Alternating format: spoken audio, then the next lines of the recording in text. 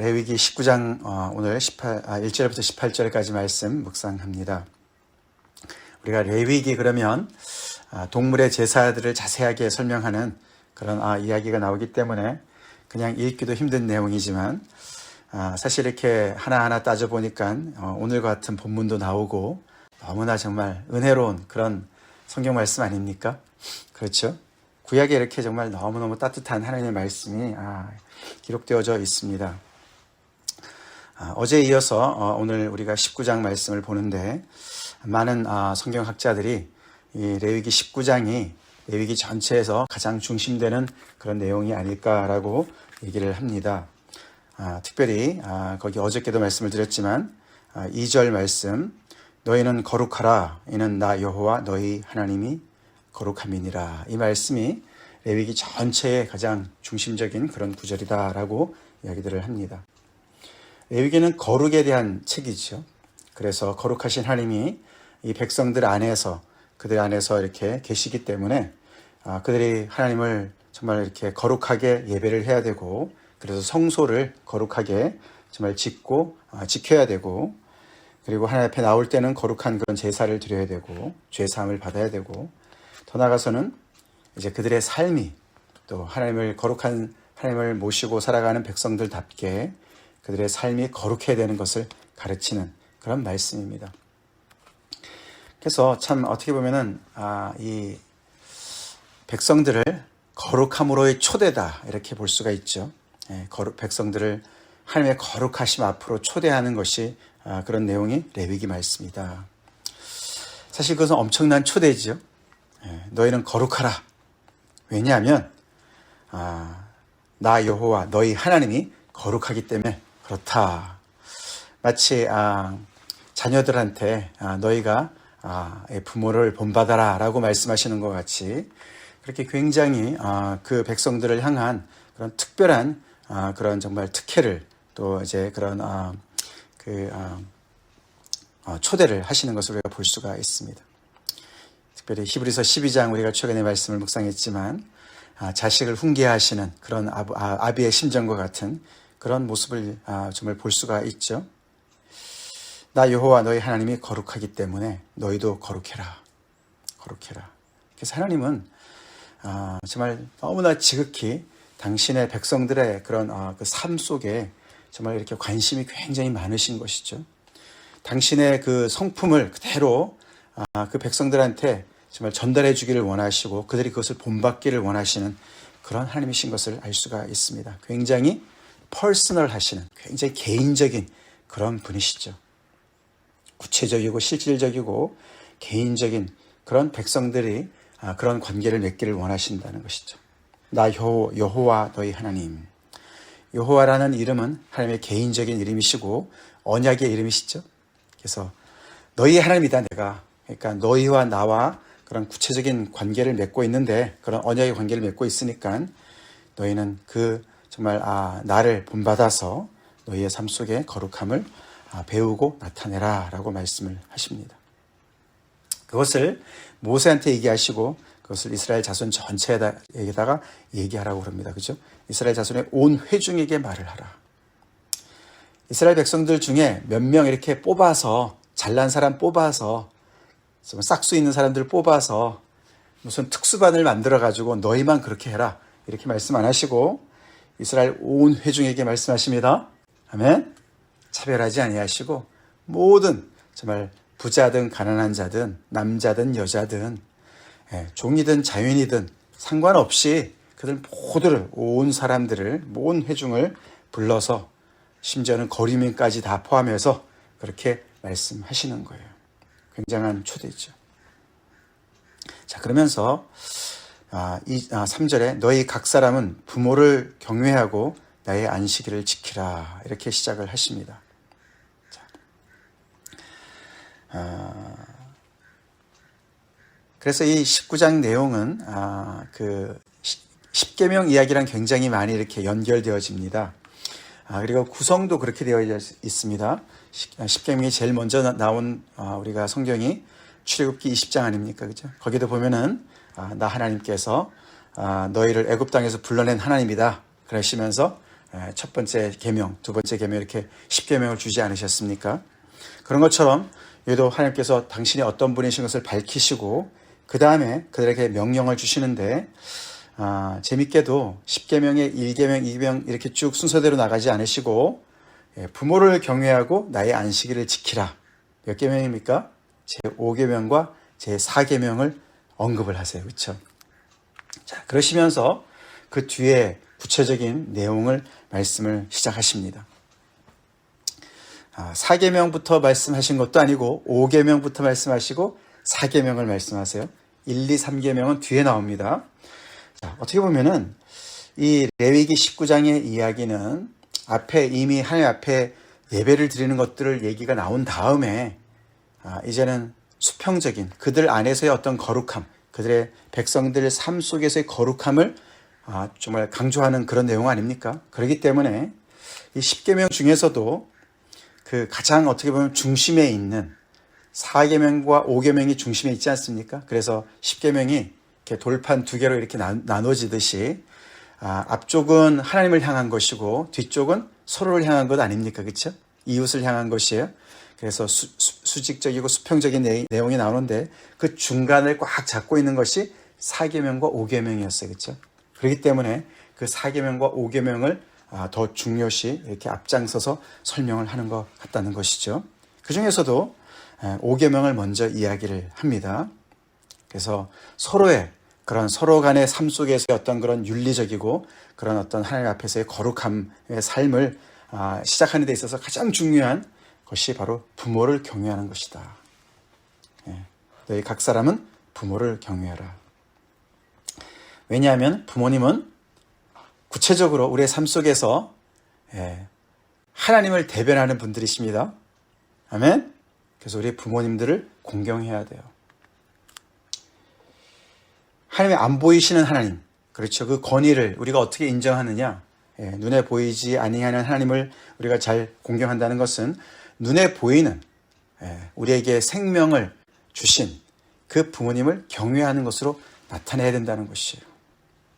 그래서 이 거룩함이라는 것은 굉장히 어떻게 보면은 이렇게 정말 속세를 떠나서 막 산속에서 혼자 막 돌을 닦아야지 거룩해질 것 같은데 그렇지 않습니다. 굉장히 구체적인 이야기를 하죠. 그렇죠? 내 눈앞에 있는 너를 낳아주신 부모님을 먼저 사랑하고 공경하는 것이 거룩의 첫걸음이다. 아멘? 성경은 굉장히 구체적입니다. 부모를 경외하라. 눈에 보이는 부모님을 업신여기면서 경시여기면서 하나님을 경외하는 것은 거짓이다. 그런 말인 것이죠. 자, 그리고 나의 안식일을 지키라. 안식일도 그들의 삶 속에서 구체적으로 나타나는 것이에요. 그렇죠? 그래서 안식일을 제대로 지키는 것이 하나님을 예배하는 것과 직결되는 것이다. 그래서 그들의 삶 속에 시작되는 그런 기반된 것을 먼저 명시하면서 하나님께서 이야기를 하고 계시죠. 자, 근데 이 두 가지를 다 가만히 보면은 모두가 다 은혜를 입은 것을 볼 수가 있어요. 그렇죠? 부모님은 우리에게 생명의 은혜를 주셨어요. 그렇죠? 우리가 잘나서 우리가 얻어낸 겁니까? 아니에요. 그렇죠? 그냥 주어진 거예요. 은혜는 항상 주어진 겁니다. 그렇죠? 부모님을 통해서 우리가 생명을 선물로 받았어요. 안식일은 뭡니까? 하나님으로부터 선물을 받았습니다. 아멘. 하나님으로부터 첫 번째 우리가 출애굽에서는 하나님께서 그들에게 구원을 해주셔서 안식을 주셨어요. 그렇죠? 대대로 종살이했던 그들에게 구원을 베푸시고 너는 이제 안식해라. 내가 너희를 구원했으니까, 내가 너희 하나님이 되니까, 너희를 책임질 거니까, 너희를 먹여 살릴 거니까 안식해라. 그렇게 말씀하셨어요. 신명기에서는 그렇죠? 그들에게 뭘 말씀하셨습니까? 구원을 이루셨기 때문에 안식해라. 그렇게 말씀하셨습니다. 그래서 결국은 이 안식일은 그들을 종살이로부터 건져내시고 일로부터 쉬게 하시고 구원을 베풀어 주신 그런 놀라운 은혜를 기억하는 나라 아닙니까? 그래서 부모님을 생각하고 안식일을 생각할 때마다 우리는 나는 참 굉장한 은혜를 입은 사람이구나. 은혜를 입었구나. 은혜로 나는 인생이 출발되었구나를 기억하게 하는 그런 것입니다. 그런 계명이에요. 자, 그것을 언급하시면서 그 다음에 오늘 우리가 읽어봤지만 자세하게 서로 간에 그 은혜를 나누면서 살으라고 말씀하신 줄 믿습니다. 받은 은혜가 크니까, 받은 은혜로 우리가 시작된 인생이니까 그 은혜를 서로 나누라고 말씀하시는 거예요. 자, 그러시면서 이제 구체적인 이야기를 하시는데 사이사이에다가 나는 너희의 하나님 여호와니라, 나는 너희의 하나님 여호와니라, 나는 여호와니라, 나는 여호와니라 계속 반복해서 말씀을 하세요. 오늘 본문만 해도 8번 반복이 돼요. 근데 어저께 우리가 살펴봤던 18장과 내일 살펴볼 20장, 그래서 18장, 19장, 20장 안에 나는 너희 하나님 여호와다, 나는 여호와다 이 말씀이요 26번 반복이 됩니다. 26번이나 반복이 돼요. 왜 그럴까요? 우리 삶 속의 거룩함을 우리 스스로 이뤄내는 것이 아니죠. 우리의 윤리적인 삶을 우리 스스로, 우리의 도덕성으로, 도덕심으로 우리를 그것을 만들어내라는 것이 아니죠. 우리가 하나님, 어떤 하나님을 모시고 살아가는지, 우리 하나님이 어떤 분이신지를 기억할 때, 그리고 그 하나님 앞에 우리가 정말 온전한 그런 믿음을 드리고 충성을 드릴 때 우리의 삶 속에 그런 거룩함이 이루어진다라는 의미인 줄로 믿습니다. 우리 그렇게 하나님을 우리의 삶 속에서 구체적으로 기억하고 나는 너희 하나님 여호와야, 언약의 하나님을 우리가 모시고 살아가는 거룩한 하나님을 우리의 왕으로, 우리의 여호와 하나님으로, 우리의 언약의 정말 그런 왕으로 모시고 살아가는 것을 우리가 기억합시다. 그렇게 우리가 늘 기억하면서 그런 삶 속에서 구체적으로 하나님께서 거룩함을 이루기를 원하시는 것을 기억합시다. 자, 그러면서 이제 여기 4절에 먼저 4절부터 8절까지는 하나님에 대한 관련된 것을 이야기합니다. 너희는 헛된 것들로 향하지 말고 신상들을 부어 만들지 말라, 우상을 섬기지 말라는 것이죠. 그래서 1계명, 2계명에 관련된 것이죠. 자, 그리고 화목제물에 대해서 말씀하십니다. 5절에 너희는 화목제물을 여호와께 드릴 때에 기쁘게 받으시록 드리라. 앞에 나왔던 얘기입니다. 그렇죠? 레위기 앞에서 나왔던 얘기인데, 자, 여기서 중요한 얘기는 화목제물을 드릴 때에 그 제물을 먹는 거에 대해서 얘기합니다. 그렇죠? 다른 정말 제물은 이 일반 백성들이 참여하지 않았습니다. 그렇죠? 근데 이 화목제물만큼은 일반 백성들이 참여할 수 있었어요. 가지고 온 사람이 이웃과 함께 더불어 먹을 수 있었는데, 그래서 이 정말 잘못을 범할 수 있는 그런 찬스가 더 많았죠. 그렇죠? 이 제사장들은 항상 그 거룩에 대한 것을 잘 알기 때문에 잘 지켰는데, 이 백성들은 잘못 알 수 있는 그런 찬스가 많았기 때문에 더 자세하게 설명을 하면서, 특별히 화목제물은 이웃과 나누는 제물이었기 때문에 더 이것을 다루는 것 같습니다. 그래서 이튿날까지 다 먹고 3일째 되는 날에는 남은 것은 다 불사르라. 그러니까 불사르지 않으려면 어떻게 됩니까? 아끼지 말라는 얘기죠. 아끼지 말고 더 많은 사람들을 불러서 이튿날까지 다 먹어서 다 함께 나누라는 이야기인 것이죠. 그것을 아끼려고 그러다가 결국은 셋째 날에까지 먹으려고 그러면 결국은 그것은 하나님 앞에 죄를 짓는 것이 되고 백성 중에 끊어지는 그런 엄청난 결과를 낳게 될 것이다. 그래서 화목제물은 마음껏 나누라고 말씀을 하시는 것이죠. 자, 그렇게 얘기를 한 다음에 이제 9절부터 서로에 관련된 것을 이야기합니다. 그렇죠? 그래서 앞에 9절과 10절에서는 추수할 때에, 땅에서 곡식을 거둘 때에 밤 모퉁이까지 그냥 다 깡그리 다 거두려고 그러지 말고, 떨어진 거 다 줍지 말고, 포도원의 열매를 다 따지 말고, 또 떨어진 열매를 줍지 말고. 왜 그렇게 합니까? 다 그냥 끝까지 다 하지 말고 남겨두라고 얘기를 왜 하는가 봤더니, 가난한 사람과 거류민을 위해서 놔두라고 얘기하시죠. 거류민과 가난한 사람을 위해서. 온 회중 안에 가난한 사람이 있는 거죠. 그렇죠? 하나님께서 미리 말씀하시는 겁니다. 그렇죠? 가나안 땅에 들어가서 너네가 농사를 짓고 그럴 텐데 다 땅 분배를 받긴 하겠지만 그 안에도 또 가난한 사람이 있을 것이다. 그 사람들을 위해서 남겨둬라. 은혜를 베풀라는 말이죠. 거류민들, 그렇죠? 그 땅에 이스라엘 백성들이 아닌 거류민들이 있을 것을 말씀하시면서 그들을 위해서 남겨둬라. 나는 너희의 하나님 여호와니라. 그 다음에 11절, 12절은 속이는 거에 대한 이야기입니다. 정직함에 대한 이야기입니다. 도둑질하거나 속이거나 거짓말하는 것, 거짓맹세로 그래서 다른 사람을 억울하게 하는 이 모든 것들은 공동체를 약화시키고 공동체를 무너뜨리는 일입니다. 그렇죠? 좀 더 힘없는 사람들을 것을 빼앗는 것이죠.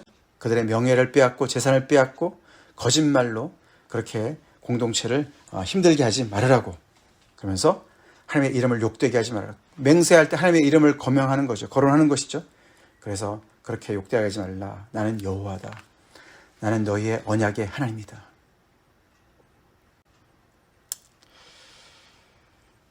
그러니까 그 여호와 하나님의 언약 백성답게 그렇게 행동해라 말씀하시는 거예요. 우리 하나님 참 자상하세요. 그렇죠? 자상하십니다.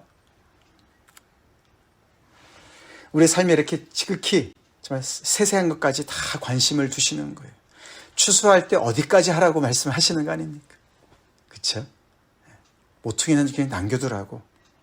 떨어진 거 줍지 말라고. 그래서 가난한 사람과 거류민들을 너네가 그렇게 돌보라고 말을 하는 것입니다. 그 다음에 13절 이웃을 억압하고 착취하고 품꾼들의 싹을 아침까지 남겨두지 말고 안 주는 건 아닌데 그 품꾼들한테 돈 가지고 그 사람을 그죠? 어떻게 보면은 정말 이렇게 너무나 치사하게 또 그 사람을 길들이고 그렇게 정말 비굴하게 만드는 그런 일들 아닙니까? 자기가 돈 좀 있다고 권세가 좀 있다고 그런 사람을 업신여기는 그런 일들을 하지 말라. 자, 그 다음에는 귀먹은 자를 저주하지 말고 맹인 앞에 장애물을 놓지 말라. 이렇게 장애자들한테 장애인들한테 그들을 정말 저주하거나 아니면 하나님 앞에 죄를 지어서 저렇게 되었다 이런 얘기를 하거나 또 정말 맹인 앞에 장애물을 놓거나 그렇게 어려움을 두지 말라고 장애물을 치워줘야 될지언정 이렇게 놓지 말라고 내 하나님을 경외하라. 내 하나님을 경외하라. 그들은 그것을 감당하지 못하고 귀먹은 자가 듣지 못하고 맹인이 그것을 보지 못할지라도 하나님은 다 보고 알고 계시고 듣고 계신다. 하나님을 두려워해라. 나는 여호와다. 또다시 말씀하십니다. 그 다음에는 재판에 대한 얘기죠. 재판할 때 정의롭게 하라는 것이죠. 불의를 행하지 말고 가난한 자라고 편들지 말고 세력 있는 자라고 두둔하지 말고 공의를 베풀어서 재판을 해라. 그리고 내 백성 중에 돌아다니며 사람을 비방하지 말고 내 이웃의 피를 흘려 이익을 도모하지 말라. 그 당시에 재판은 거기 마을에 그런 장로들을 모아서 재판하지 않습니까? 그러니까 이렇게 여론을 조성해서 그 사람들을 매수하거나 그 사람들에게 정말 그런 영향력을 미쳐서 재판을 굳게 해서 정말 그렇게 다른 사람의 이익을 정말 취하거나 그 사람의 이웃 피를 흘린다는 얘기는 어떻게 보면은 잘못 어떻게 해가지고 한 사람을 억울하게 해서 정말 그렇게 사형까지 받도록 그렇게 정말 하지 말라. 그렇게 억울하게 하지 말아라. 나는 여호와다. 자, 그 다음엔 내 형제를 마음으로 미워하지 말고 내 이웃을 반드시 견책하라. 이웃을 미워하지 말아라. 이웃이 뭔가 잘못한 일이 있다면은 그냥 마음속에 미워하지 말고 그것을 이야기를 해서 견책해라. 잘못한 것을 정말 이렇게 바로 잡아라. 그래서 그를 바로 인도해라. 미워하는 것보다 훨씬 나은 것이죠. 그러면 내가 그에 대하여 죄를 담당하지 아니할 것이다. 그래서 그 이웃 때문에 마음으로부터 그런 죄를 짓고 그렇게 하지 않을 것이다. 이렇게 볼 수가 있겠죠. 자, 그러면서 오늘 18절 원수를 갚지 말고 동포를 원망하지 말고 계속 하지 말라는 얘기합니다. 그렇죠? 미워하지 말고 원수를 갚지 말고 원수를 갚는 것은 하나님께 달려있다. 그렇게 말씀하시지 않습니까? 동포를 원망하지 말고 동포라는 단어가 나와요. 같은 정말 너네가 동포 아니냐. fellow citizen. 그런 뜻이죠. 원망하지 말고 그 다음에는 내 이웃을 사랑하기를 내 자신과 같이 사랑하라. 그 앞에서 많은 모든 일들을 그 많은 자세한 이야기들을 다 하면서 또 하라고 얘기한 것도 있지만 하지 말라는 것들이 너무나 많이 있지 않았습니까? 그런데 그 모든 것을 다 종합적으로 얘기하면서 내 이웃 사랑하기를 내 자신과 같이 사랑해라. 그렇게 결론을 내려요. 내 이웃 사랑하기를 내 자신과 같이 사랑해라. 예수님께서도 그렇죠. 율법사가 큰 계명이 뭡니까? 물었을 때 바로 이 부분을 이용하시면서 둘째 되는 계명은 내 이웃을 내 몸과 같이 사랑해라 라고 말씀하셨다. 이 부분을 바로 인용하셨죠.